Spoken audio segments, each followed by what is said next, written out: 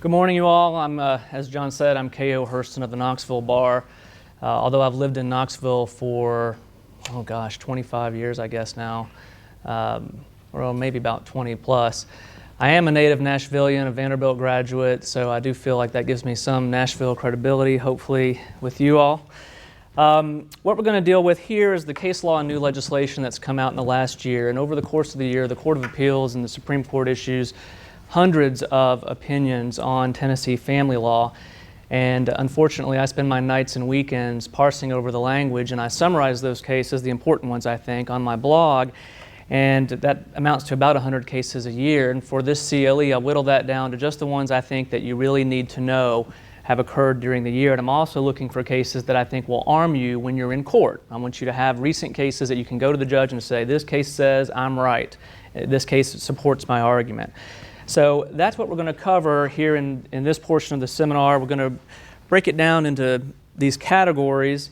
And the first hour is just going to deal with the first two. We've got one grounds case and all the rest are the parenting cases from this year. And then when we get back in the second half, we'll cover everything else.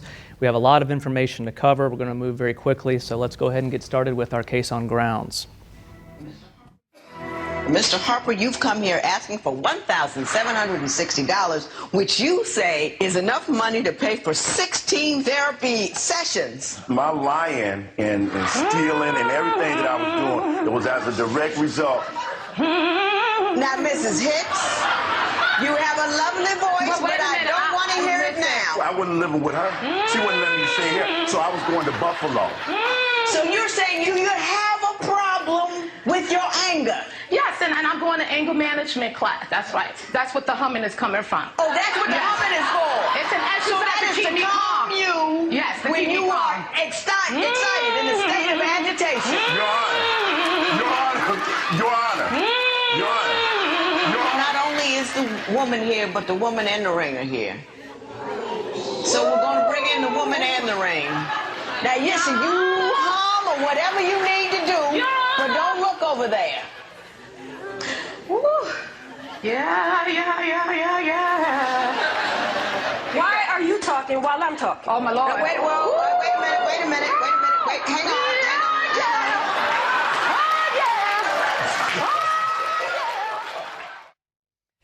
All right, our first case here deals with inappropriate marital conduct. And in my experience, that lawyers, we often take this for granted. Some lawyers have said, well, just failing to put the cap on the toothpaste constitutes inappropriate marital conduct. But this case serves as a reminder that grounds should not be overlooked in your trial. We've got a case, these parties are married with no kids. During the course of this marriage, wife falls down the stairs and suffers a traumatic brain injury. That gives her problems reading, writing, and she has debilitating migraines and seizures. So the next year, the parties separate and she moves in with her parents. She files for a legal separation, not a divorce, a legal separation so she can prolong her benefits under her husband's health insurance. He, however, counterclaims for divorce, citing grounds of inappropriate marital conduct. He testified as to her excessive spending, the fact that she was extremely jealous, that she had alienated him from his family. And notably, at trial, she didn't refute any of that testimony. But the trial court ends up dismissing his counterclaim, finding that he did not prove inappropriate marital conduct, and instead of granting a divorce to husband, granted a legal separation to wife for 2 years. And husband appealed that. The statute that defines inappropriate marital conduct says it's cruel and inhuman treatment or conduct that renders cohabitation unsafe and improper. The Court of Appeals says to prove inappropriate marital conduct, you have to show conduct that caused pain, anguish, or distress, and conduct that rendered cohabitation unendurable, intolerable, unacceptable, etc. So here in a 2-to-1 decision, a divided Court of Appeals, the majority says the evidence here supports the finding that husband did not sustain his burden of proof on grounds. Husband also argued that it was a mistake, it was legal error to grant her a legal separation when there is no hope of reconciliation in this marriage. And the majority says that's not an abuse of the trial court's discretion. Now, in a dissenting opinion, the dissenter says husband's testimony was unrebutted by wife. It clearly satisfied the burden of proof. Personally, I think the dissent is correct on this. The law in Tennessee does say that inappropriate marital conduct is to be liberally construed. It's a reminder that we live in Tennessee, not Afghanistan. You shouldn't have to stay married to someone if you don't want to stay married. And compare this case with the Earls case, which was a very almost identical facts. The wife in that case was in a wreck and she was a quadriplegic. And that case also dealt with the issue of grounds. The trial court there denied a divorce to husband because he didn't prove inappropriate marital conduct on her part. However, the Court of Appeals reversed that finding. In fact, Judge Koch, who's now Justice Koch on the Supreme Court, wrote that opinion and said the fact that these parties were separated for 10 months and had no hope of reconciliation, that it was error to not grant a divorce under that circumstance. So I don't think that Longacre squares with Earls, but you need to be aware that it did happen this year, and this was a case where now husband's got to be married for 2 more years. And so the moral of the story is grounds are not automatic. Don't overlook them. All right, now let's get on to what we're going to deal with. The rest of this time is parenting issues. The following is a paid advertisement for Time Life's music collection. Oh, divorce was big in the 80s. Kramer versus Kramer, Irreconcilable Differences, War of the Roses. And most of all, your parents. Time Life's divorce albums of the 80s. Songs your parents broke up to include such hits as Air Supply's I'm All Out of Love.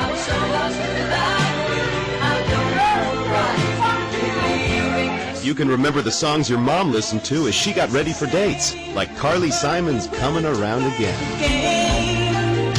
It's coming around again. Or those tunes your dad first dyed his hair to.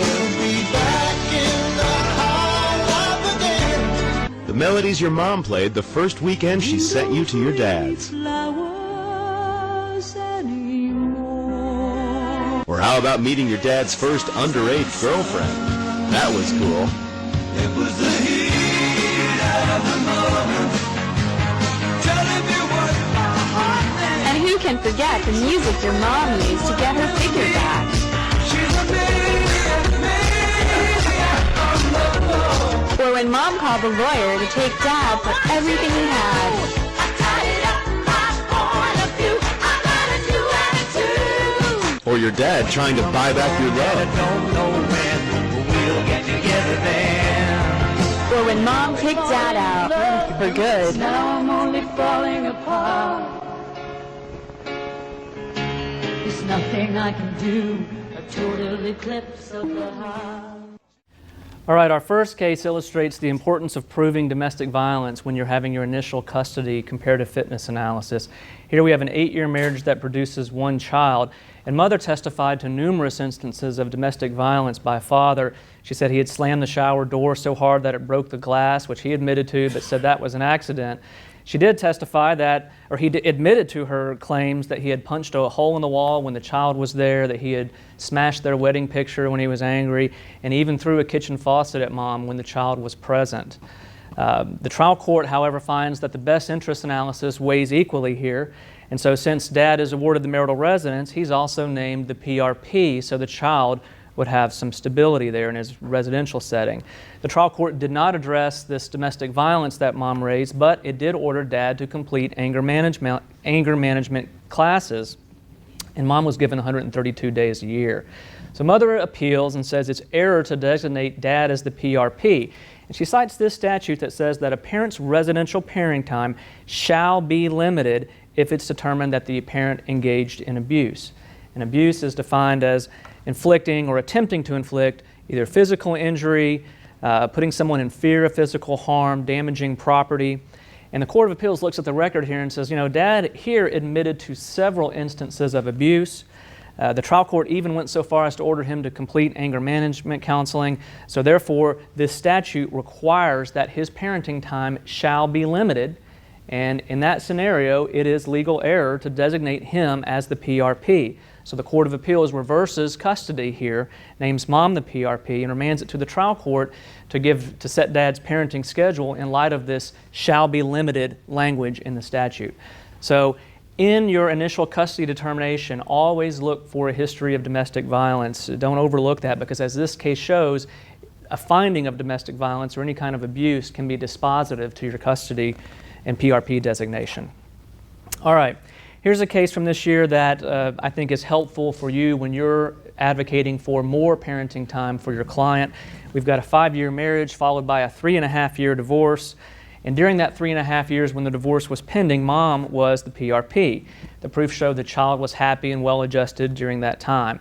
But the trial court concluded that Dad was more capable of providing for the child financially and noted that Mom had a history of unstable relationships and erratic behavior, including proof that she had slapped the child just a few weeks before the trial. So the trial court names Dad the PRP and gives Mom 120 days a year. Mother appeals to the Court of Appeals and argues that 120 days is just not enough time, and specifically she says it conflicts with the maximum participation amendment because in her view 120 days greatly limits her parenting time. The Court of Appeals cites the Roundtree case for the proposition that Tennessee courts now have to arrange custody arrangements, custody determinations to give maximum time to both parents. And you're going to hear a little more about that case later when John does his presentation on the maximum participation amendment. But they cite this and conclude that the evidence preponderates in favor of a parenting schedule that does not greatly minimize the parenting time of either parent. So here, the mom had been the PRP for 3.5 years while the divorce was pending and the child did well. But the court reversed and remands this to the trial court to come up with a new schedule that keeps Dad as the PRP but gives Mom more than 120 days. So what's significant about the case is here you have the Court of Appeals saying 120 days for the ARP greatly minimizes that parent's time and is reversible error.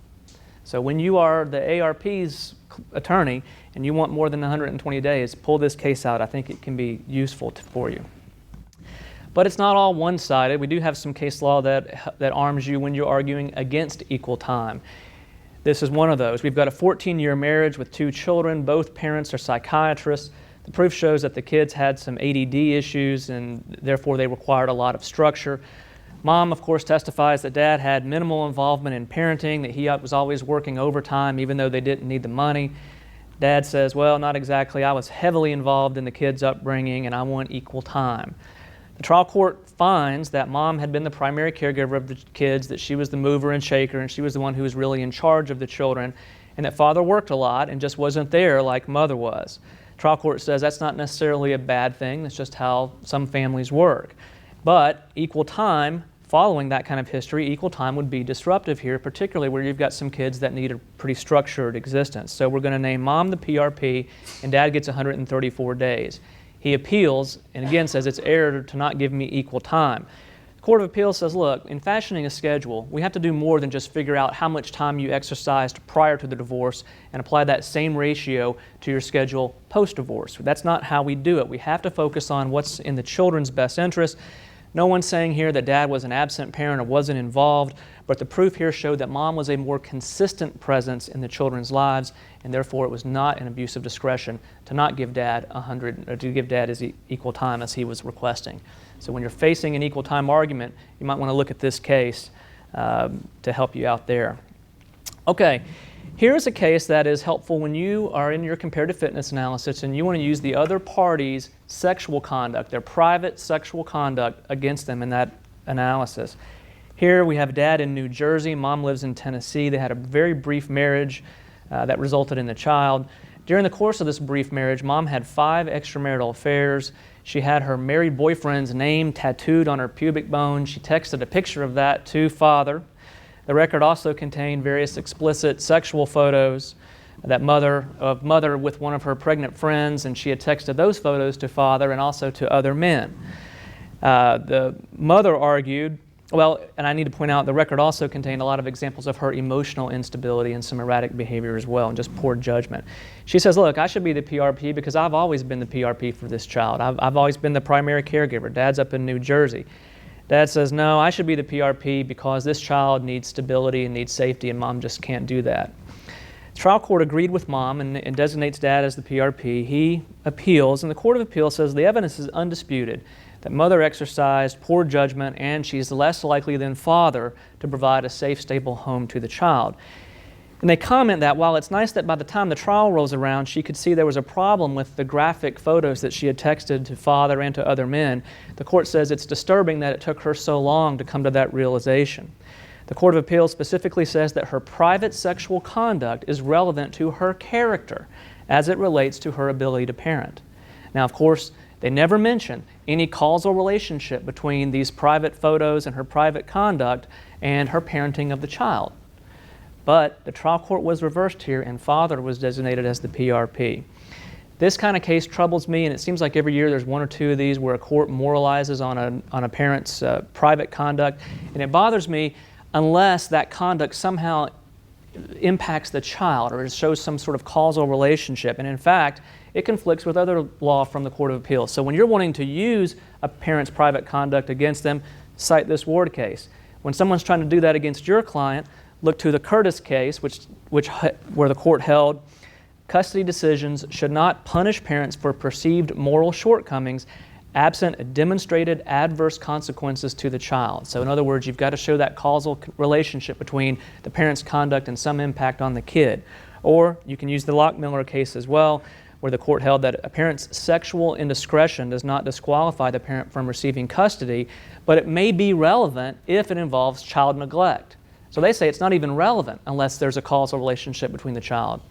So as you can see, the Court of Appeals is always contradicting itself depending on, we have very fact-specific family law cases, and so depending on what side of the argument you're on, you can use Ward or you can use the other two cases. In this case, I think relying on these photos and this little comment about it being a problem that she sent her nude pictures to adult men, not to children, it didn't involve the child, I think it was unnecessary because there was plenty of proof in the record that showed that she was not emotionally stable and she had a lot. They could have hung their hat on that issue, but for whatever reason chose not to. All right, now we're going to look at some parenting plan modification cases. So let's have a quick recap of the law on that before we begin.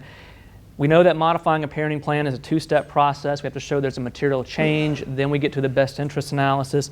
Material change has three elements. First, that the change occurred after the entry of the order to be modified.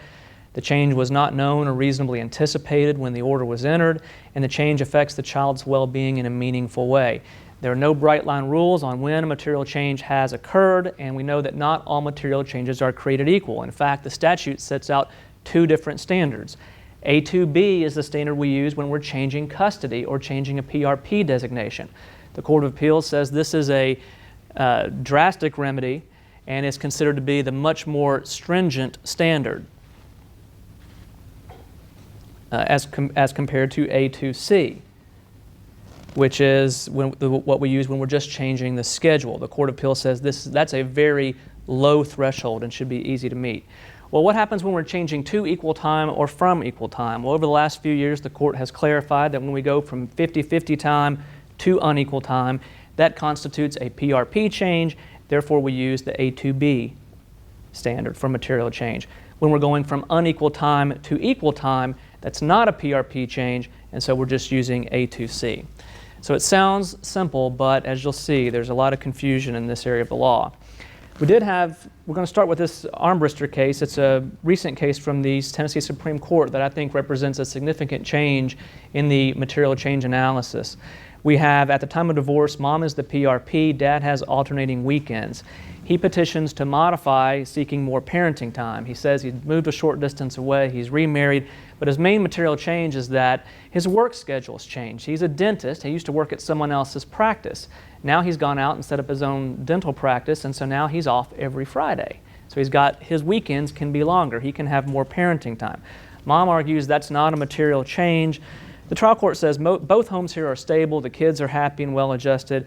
It is a material change sufficient to satisfy or sufficient to change the schedule, so it's an A2C material change, but it's not a custody change. It's not A2B. So the trial court, after doing its best interest analysis, concludes that dad needs to go from 85 days to 143 days. So that would be what's best for the children here. Mom is still the PRP, but dad gets more time. Well, mother appealed, and in a 2-1 decision, the Court of Appeals reversed the trial court. And in their material change analysis, they focused on the fact that father had failed to show how his opened up schedule would impact the children, which I thought was a silly distinction as well. So I agreed with the dissent on that, and the Supreme Court took the case. And as they've done since Gonzewski, and now with this one, they begin with a historical discussion of the evolution of material change standards and give us a little history lesson. But they note that because we're only dealing with the change in schedule, we have to look at the text of A2C. That specific provision gives some examples of a material change, including changes related to a child's age and changes in a parent's living or working condition. These are changes that will justify a change in schedule.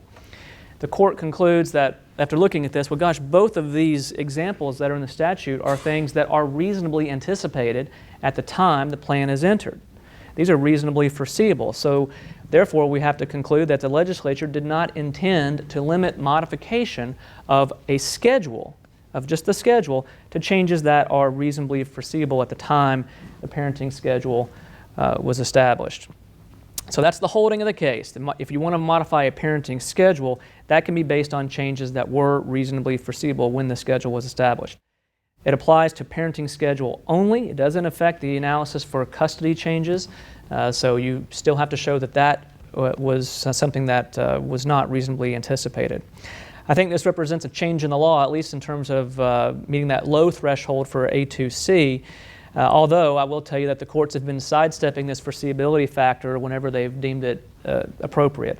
An example here is the Duke case, where the court held that a parent's recovery from alcohol and drug issues will not prevent a schedule change, even though it was reasonably anticipated when they entered the plan the parent was going into rehab.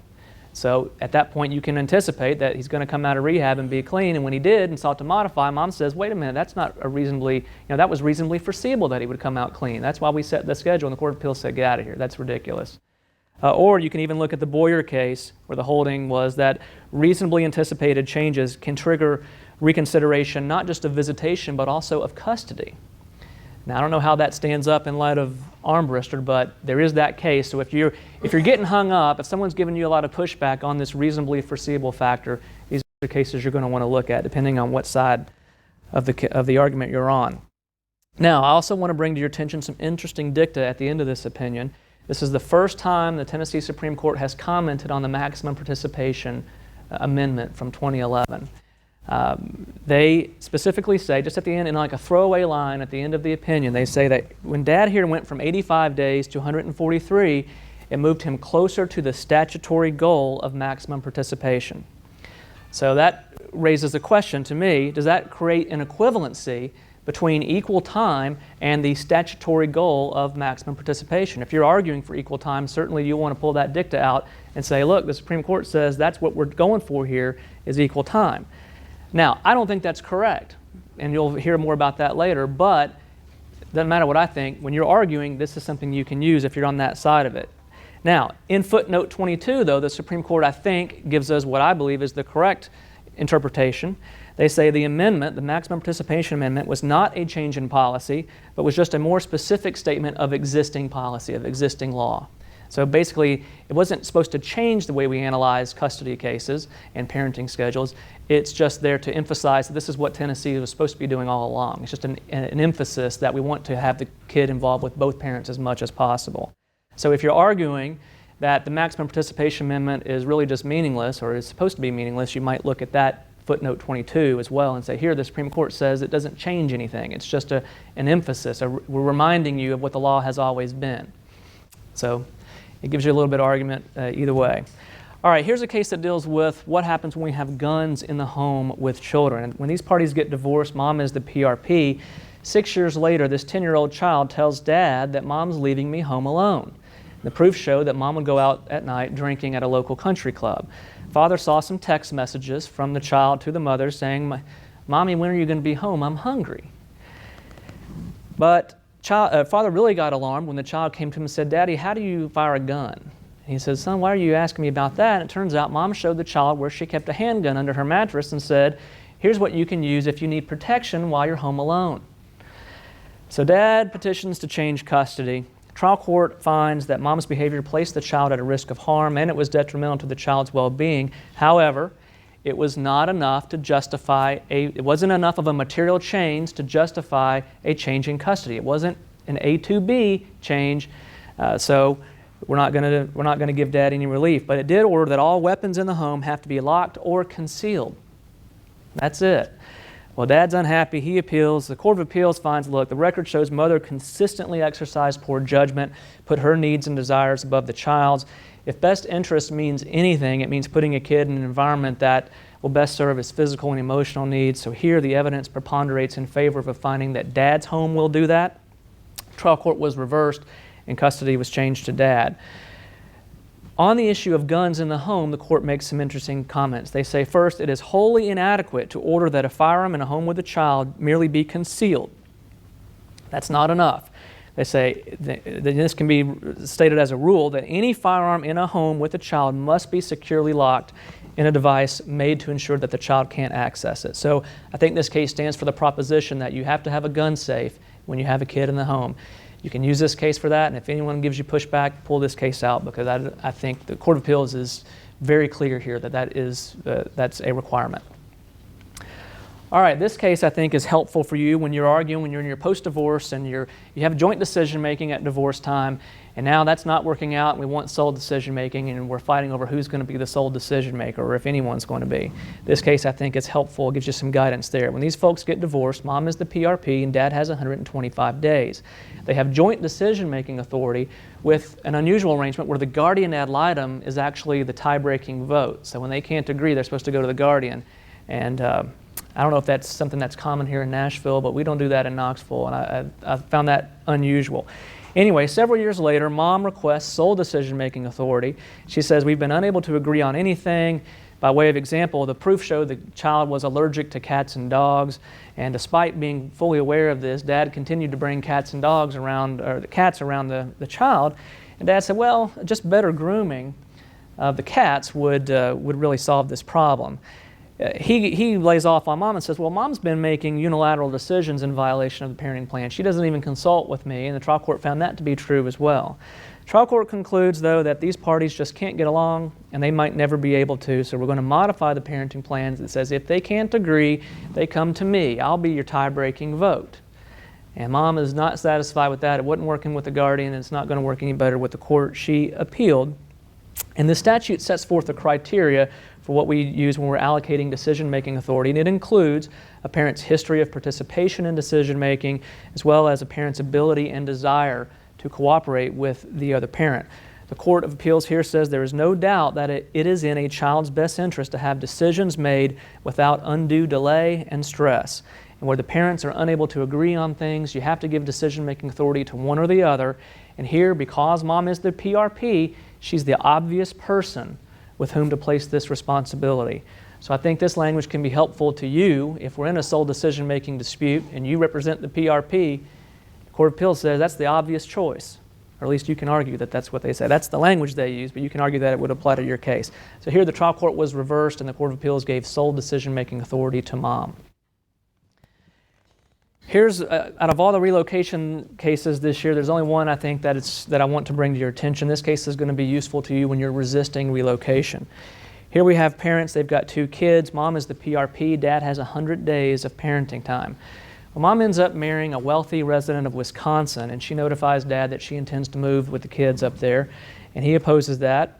But because they didn't spend substantially equal intervals of time with the children, the statute says that she shall be permitted to relocate unless the relocation lacks a reasonable purpose or it would harm the children in some way or it's vindictive. Mom says, this relocation has a reasonable purpose, and she gives some examples like, I'm a teacher, and up in Wisconsin I'm going to earn anywhere from $5,000 to $8,000 more than I will in Tennessee, so we'll have more income. Also, my new husband is filthy rich, and we're going to have a lot of opportunities as a result to have access to his funds that the kids wouldn't have here in Tennessee. Dad comes back and says there's no reasonable purpose. He disputes the economic justification for it. He argues that her marriage is only 6 months old and therefore it has shallow roots, which I thought was a good argument. I just liked it. So know that. That was nice. But he really hammers on the fact that the reasons that she's proffering for the relocation are outweighed by the loss to me for these children. I'm going to lose my kids. They'll be up in Wisconsin. They're going to lose that relationship with me, and I'm going to lose it with them. Well, the trial court agrees and says the relocation lacks a reasonable purpose, and it's also not in the children's best interest. So mom appeals, and one by one the court rejects her arguments. On the issue of more income, the court says, well, it's true you're going to make more money, but Dad showed that there's a higher cost of living in Wisconsin, and once that's factored in, it comes out in the wash. You're not really going to have more money. Her argument about the access to the new husband's finances, well, there happened to be a prenuptial agreement here that showed that the parties intended to remain financially independent, and so the new husband, stepdad, had no financial obligation. He wasn't required to support mother financially. And as we all know, the real reason behind the relocation was she wanted to live with her husband, which, you can understand. She gets married and wants to move. But the court points out that remarriage alone is not a basis for relocation, not a sufficient basis. You have to look at whether it's more reasonable for the new spouse to relocate to Tennessee. Here this guy, like I say, was filthy rich, didn't have a job holding him up there. And so the court said, he's able to come back here. The proof shows that it's more reasonable for him to relocate. So the denial was affirmed here. There are three things I want to point out to you about this case that I think are worth noting. First, kudos to husband's lawyer, or father's lawyer, on this cost of living argument. I think that was really good here and a creative way to deal with that. And so that's something you'll want to look at. We often deal with these cases where someone got a promotion or a job elsewhere and they're going to make more money. Don't forget, look at the cost of living and see how that compares. There's federal data on that. You can compare the two and see if it's illusory, as it ended up being here. The second thing, this is an Eastern Section case. We'll compare it with the holding in the Goddard case, which is also Eastern Section, where the court held that the mere prospect of a better job, the mere prospect, you don't even have to have it locked down, that is a reasonable purpose to relocate. So again, Court of Appeals is all over the place on this, but what I'm trying to do is give you cases you can use depending on what side of the fence you're on. And what I really think is important about this case, though, is how it references the Carman case, which was a case we dealt with last year, where the Court of Appeals emphasized the gravity of loss component to the father and said that's a critical part of the reasonable purpose analysis. In Carman, you had a dad who was very, very actively involved in his kid's life. While his parenting time wasn't 50-50 on paper, he was a daily presence in their lives. He was the pick him up after school, the soccer coach, you name it, he was Mr. Dad. He was Dad of the Year.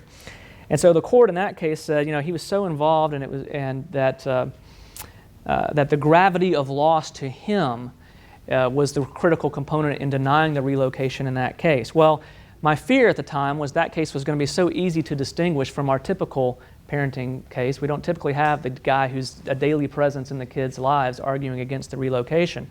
And so I thought, well, Carman's going to be so easily distinguishable on its facts that it's not going to be of any use to us. Well, here in the Thornlow case, this dad lived 75 miles away and only had 100 days of parenting time. So he's not exactly the dad that we had in Carman. But despite that, the Court of Appeals here repeatedly references this Carman gravity of loss analysis with approval, even though these facts have no resemblance whatsoever. So to me, it suggests that while I was fearful that Carman might be limited to the case where you've got super dad, here it was an integral part of this holding. And so I think that I would suggest to you that this means that Carman should be argued in every case where you're opposing a relocation. You've got some support here from the Court of Appeals. If it applies, if they're going to give that analysis to a case where dad has 100 days, then you need to know that and you need to use that when you're opposing a relocation. Okay. Here's a case that deals with when is the failure to follow a parenting plan a material change. When these folks get divorced, they have an agreed parenting plan that names dad the PRP and gives mom no visitation at all. Now that sounds weird, but it turns out that mom continued to live in the home with dad and the child for over 3 years. So maybe that was their plan all along. But during that 3-year period, she got into some criminal trouble and had some convictions for embezzlement and forgery. They eventually separate, and she gets her own place to live and then petitions to modify. She wants something to move away from no visitation. And so the trial court says we've got 2 material changes here. First, they ignored the PRP and lived together for 3 years. And second, mom was abruptly removed from this child's life when these parties separated. The trial court says despite her recent criminal trouble, she's always been a good caregiver, so we're going to keep dad as the PRP, but mom's now going to get very liberal, unsupervised visitation. Father was unsatisfied and appealed. The Court of Appeals says, look, mom's been a constant presence in this child's life. The child became accustomed to her being around and was upset by her absence. So while each parent has their shortcomings, this child is going to benefit from a continued relationship with both. The child needs mom's nurturing, but also dad's stability. So the trial court was affirmed.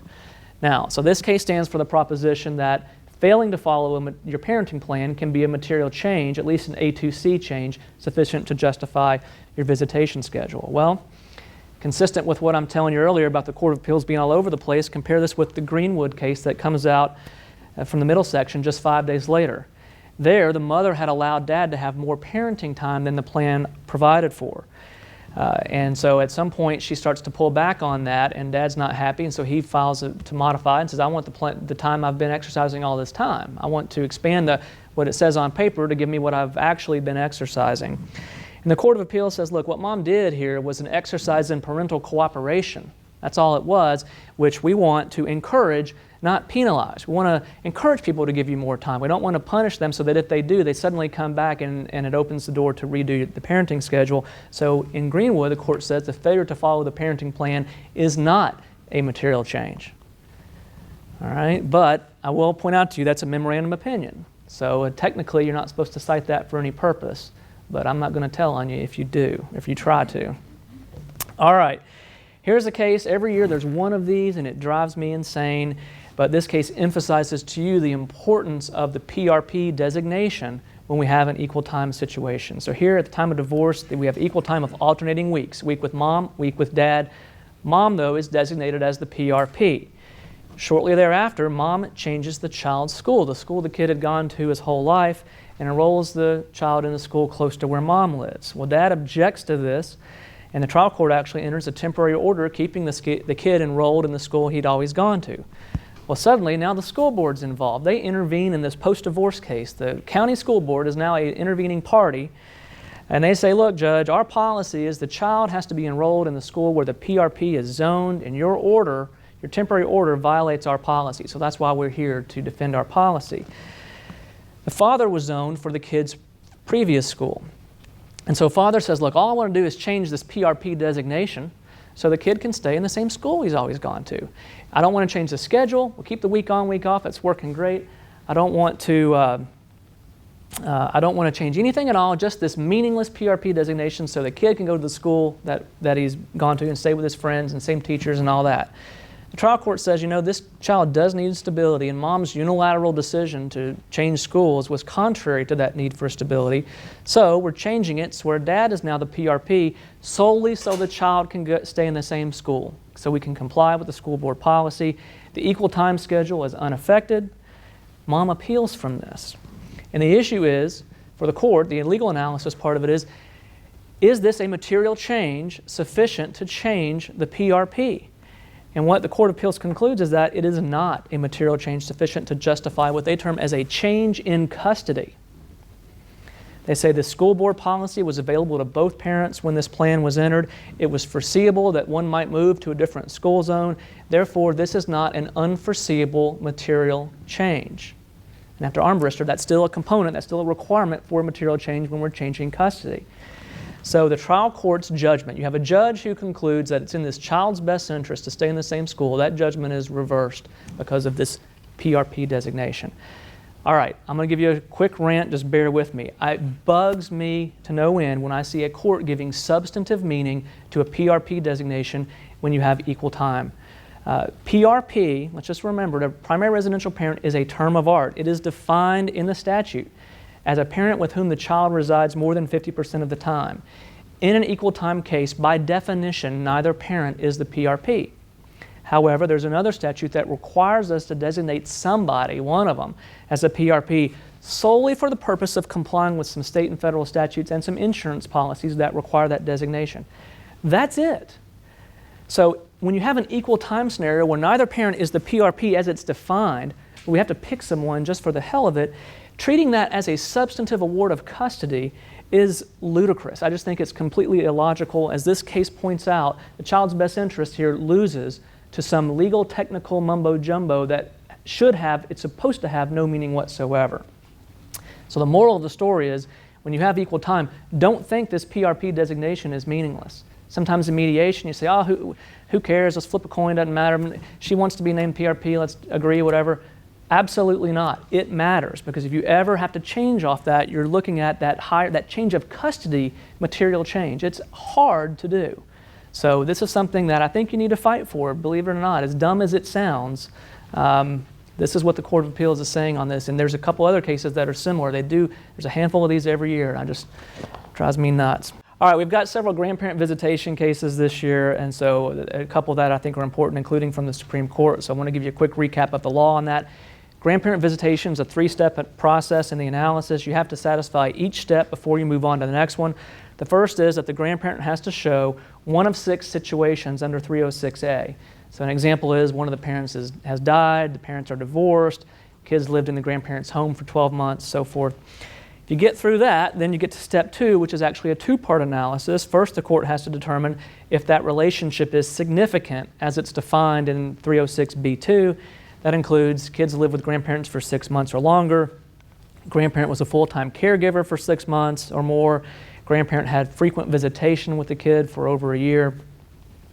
If you can get that far, then you get to the second part of this analysis, which is that the court has to determine whether the end of that relationship poses a danger of substantial harm to the child per the factors set out in 306B1. So first part of that is the grandparent has to show that the parent actually opposes or has denied grandparent visitation. Parental opposition is absolutely required. There's some other cases where the court says a parent's reasonable limitations on a grandparent's visitation does not amount to opposition to visitation. Then the grandparent has to show that this loss of this significant relationship is likely to cause severe emotional harm to the child. They need to note there's a statutory amendment from a few years back that says if the grandparent is the parent of the dead parent, of the child's deceased parent, then there's a rebuttable presumption of substantial harm in that scenario. Grandparent can also show that the loss of this relationship is likely to cause other substantial harm to the child. So if you get through that step and get down through 2, then we get to the child's best interest. There's 7 factors in Section 307. There are different from the factors that we use in our comparative fitness, our parent versus parent best interest analysis in 36.6.106. These are a little bit different factors. It includes things like the child's preference if the child is of sufficient maturity, as opposed to the 12 years or older that we have in our initial custody determinations. It also includes the effect on the child of hostility between the grandparent and the parent. All right, there's your analysis. Let's look at a couple cases from this year. This first one is a case about the timing of a parent's opposition to grandparent visitation. We have never married parents, and when the child is born, dad is in the military and he's stationed elsewhere. Well, mom allows the paternal grandparents to have very liberal visitation. They see this child several times every week and have one overnight every single weekend. Well, fast forward a few years, mom ends up marrying someone else and starts having children with him. So when this child is 5 years old, mom says, I need to cut back on this visitation. We're going to cut you back, grandma and grandpa, we're going to cut you back to one overnight every month. You can see the child on some holidays, and then you can take him when you go on your summer vacation for 2 weeks in the summer. You can take him there. Mom testified that she felt the child was missing out on too many of family events in her new family. The paternal grandparents weren't happy with this reduction, so they petitioned the court for additional visitation. They want a court order. And after they filed, they went to mom and said, hey, we just filed this petition, but we'd like to see the kid, our grandson. And mom says, you need to talk to my lawyer. You need to run your request through my lawyer. Well, grandparents never did, and as a result, they never saw the child once they had filed. Well, the trial court grants their petition and gives them dad's visitation. While dad's away, you're going to have what dad would have if he were here. And it even goes so far as to say if dad returns, he's going to have that visitation, but then you're going to have this. So you have option A when dad's gone, and then option B, you're still going to be covered even if he returns. Well, mom appeals, and she argues that the grandparent visitation doesn't apply here because she never opposed visitation when they filed. She said, I'm not real keen on it right now, frankly, but when they filed, I wasn't opposing their visitation. I was offering it to them, and it was reasonable. The grandparents say, well, look, we were accustomed to very liberal visitation. We saw this child all the time, and so when she cut us back to one overnight a month, that amounts to opposition to us. That might as well just be no visitation at all. The Court of Appeals on this point splits 2-1. The majority says the grandparent visitation action is not a contest between equals. Notes that the parent is the one with the fundamental constitutional right. The grandparent does not have that. So here they say the grandparents were operating under the misguided assumption that they were entitled to continue the generous visitation that mother had once allowed. They said that they think they're entitled to stand in the shoes of the father, and they're just not. They say the grandparents' argument is sheer hubris. I like that little quote. And they say that mother's offer of reduced visitation remained generous by any measure. So the holding here, though, is on the timing of opposition. And the holding is, if the parent did not oppose grandparent visitation prior to the filing, then evidence of post-filing opposition does not establish that threshold element of parental opposition. So if you file and piss mama off, and she now opposes it, too bad, as long as she didn't oppose it before you filed. And so because they didn't establish that she opposed it prior to filing, the statute here is completely inapplicable, and the court says the grandparent's petition must be dismissed with prejudice. I thought was interesting. Dissenting opinion, Judge Heyer says, look, opposition by mom after this filing should be sufficient, because if you take what the majority says, all they should do is take a non-suit and refile, and that would amount to a mockery of judicial economy. The majority actually responds to this and says, we're not saying they should have dismissed and refiled, we're saying it never should have been filed to begin with. And so that's how that case came out. Here we have an important case on the meaning of substantial harm. What does it mean? What do you have to prove if you want grandparent visitation? If you're looking, you have to show substantial harm to the child. Here these parents get divorced, and when mom and dad divorce, stepfather adopts child. But prior to the adoption, the paternal grandparents babysat the kid 3 or 4 times a week and on some weekends. But after the adoption took place, mom terminated this grandparent visitation. She said it was confusing to the child. She didn't want the child to know that the father had relinquished his parental rights until the child was old enough to sort of process that. And she wanted to allow the child to foster the relationship with the adoptive father and his family. Now, it's worth noting this kid was only 3 years old when this trial occurred. And so the grandparents' proof, they've got the burden to show substantial harm. Their proof consisted of 2 things. One, when the child left us, it cried. That was it. And then the other is there was a witness who testified that after this visitation stopped, the witness asked the child about the grandparents, and the child became very excited and started saying, Nana, Nana, Nana, which was the name for grandma. So that was their proof, and on the basis of that proof, the trial court concludes that the end of grandparent visitation here was likely to cause substantial harm to this child, and so the grandparents were ordered to have 1 weekend a month and then part of Christmas Day every year. Well, mom and the adoptive father appealed. And the Court of Appeals says, substantial harm is not easy to define because of the variability of human conduct. But the word substantial means that it has to be, it's a real danger, something that's not trivial, not insignificant. And here they say as well that the existence of a significant relationship, which was undisputed, that they had seen this child with such frequency, there was a significant relationship, that doesn't necessarily mean the child's going to be harmed by the loss of that relationship. So the court says here there was no proof at all that this child suffered any ill effects from the end of this visitation, much less severe emotional harm. But in commenting on the lack of evidence in this case, they give us some guidance on what would constitute substantial harm. They say here there was no proof of severe emotional harm such as grief, shame, humiliation, embarrassment, worry, nausea. They say there was no proof this child would be likely to feel inadequate or abandoned or rejected or suffer economically. So the case, I think, is significant because, one, it's only one of a handful of cases that touch upon what does substantial harm mean.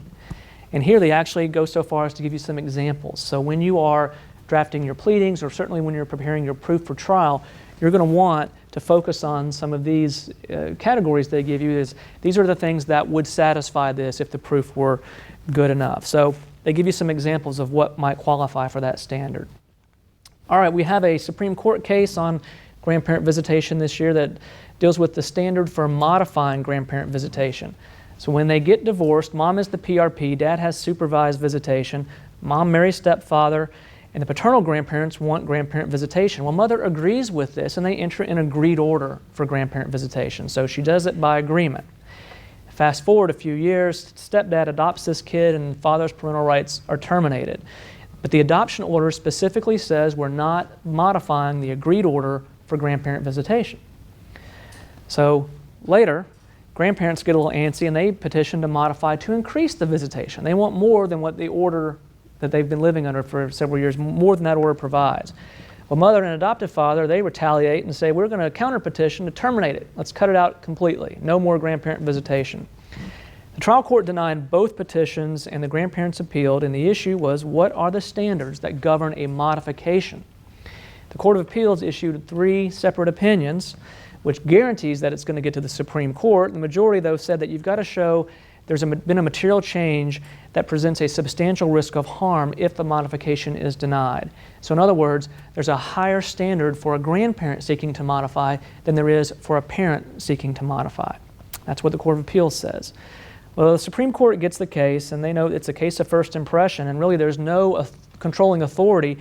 The grandparent visitation statute only deals with the initial determination of grandparent visitation. It doesn't say anything about what do you do when we have to modify it, or if we're going to. So the Supreme Court looks to the closest case they can find on point, the Blair v. Badenhope case from 2002.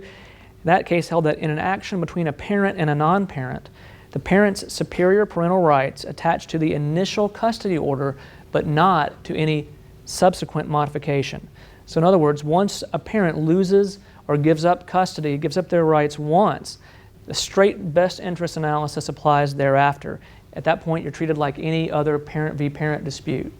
Once your custody has been taken away, even in that scenario, but it's a final hearing, but once if you have a case where a child is found dependent and neglected, your superior parental rights are gone from that point forward. That's what Blair says. And so the court looks at that and says, that reasoning makes sense to us in the context of grandparent visitation. So they hold that when we're going to modify a grandparent visitation, the process for both parents who want to modify it up or down, or grandparents who want to modify it up, presumably, the moving party has the burden of proof to show that there's just an ordinary material change of circumstances, not one that presents a substantial risk of harm if the modification is not granted. And then you get to whether the modification or the termination is in the child's best interest. And it's worth noting, when we're dealing with the best interest analysis, again, it's the best interest factors that are in the grandparent visitation statute, not in your comparative fitness statute. So, looking at this case, the court says, applying these standards to it, we're going to affirm the trial court, and neither side gets what they want. Grandparents don't get more time, and mom and adoptive father don't get to terminate grandparent visitation. So this case just reaffirms that once your superior parental rights are gone, they are gone for good. So my question is, does this case increase a parent's incentive to litigate a grandparent visitation case since their parental rights are now at stake? And I would argue that perhaps, at least in theory, it does. I don't know if that'll work out in the real world, but I think before you counsel a parent to consent to a grandparent visitation order, you need to let them know that it's going to be easy to modify. At that point, your parental rights, your superior parental rights are gone. Okay, we've got a few pieces of new legislation I want to bring to your attention that touch on parenting. First, we have an amendment to the relocation statute. The statute used to apply if a parent moved more than 100 miles away. Now the trigger is 50 miles. The AOC has updated their parenting plan form on their website, but if you haven't done so, you need to. Your old form is no longer accurate. That little section at the very end of your parenting plan that talks about relocation, it says 100 miles. It needs to say 50. All right, we also have an amendment to one of the best interest factors in the comparative fitness statutes, specifically Section A5. Previously, it said that when we're determining a child's best interest, the court shall consider the mental and physical health of the parents or caregivers. Well, now they've added this language in red, and what it does is it imposes an automatic protective order that covers mental health records flowing from a Rule 35 examination. So this kind of lands sort of in the middle of some differing solutions that came from the Court of Appeals last year on this very question. In the Culbertson case, the court said that a parent's mental health records are privileged. Although the trial court can see them for an in-camera review, the opposing party cannot. So here you can have a custody case where you can't see the other side's mental health records, even though the trial court's considering that evidence. That's what Culbertson said. Well, the Herman case says the records are just privileged, period. But a parent's remedy, since we've got this factor that says the court has to consider this, a parent's remedy is to go for a Rule 35 examination.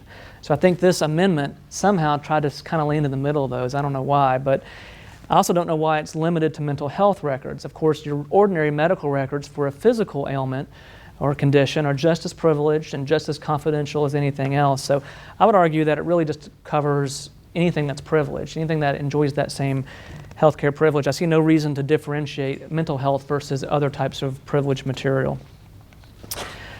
Lastly, we have a new subsection E to the comparative fitness statute, and this wins my award for legislative stupidity at its finest. We add this new subsection E that says a parent's disability creates no presumption for or against an award of custody, but it can be considered. So in other words, this statute changes absolutely nothing and is completely, utterly pointless. But sometimes a bill contains a preamble that tells you, gives us some guidance on what perceived ill the bill seeks to cure. So this bill happened to contain this preamble, which is basically an indictment of all the judges across the state of Tennessee.